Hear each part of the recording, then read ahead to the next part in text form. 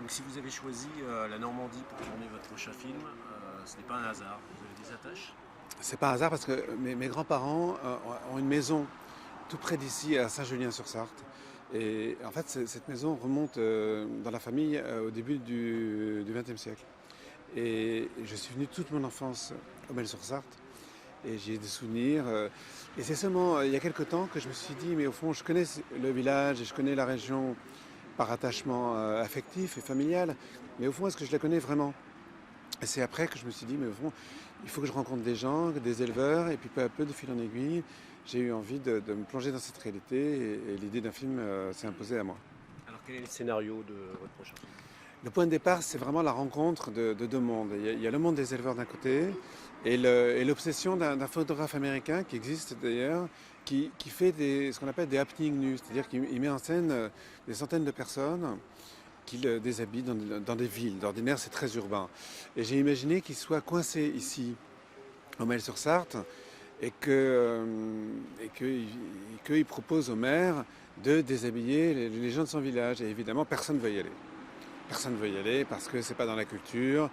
Pourquoi? D'abord, il fait pas beau, et puis ça veut dire quoi d'enlever son pantalon? Donc, le maire va se confronter au refus obstiné de ses administrés. Et alors qu'en fait, il voit dans cette photo l'occasion de se faire entendre, de témoigner de la réalité du malaise qui frappe les paysans aujourd'hui. On est à la fois entre le documentaire et le conte, c'est ce que vous disiez.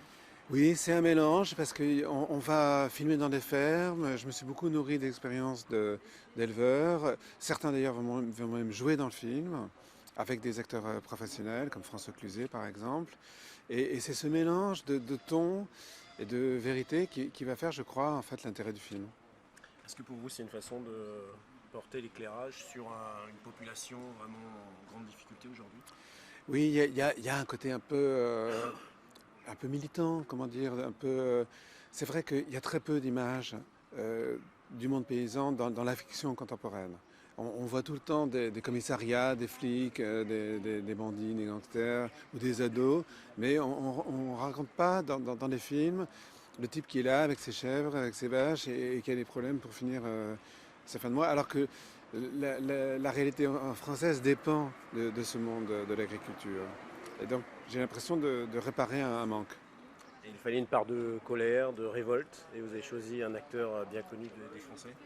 Oui, c'est François Cluzet qui va jouer le maire de ce village, le maire de Melle-sur-Sarthe, parce qu'il a ce mélange de truculence, de charme et aussi d'énergie. Et je crois que c'est vraiment l'acteur idéal pour jouer ce personnage. Merci beaucoup.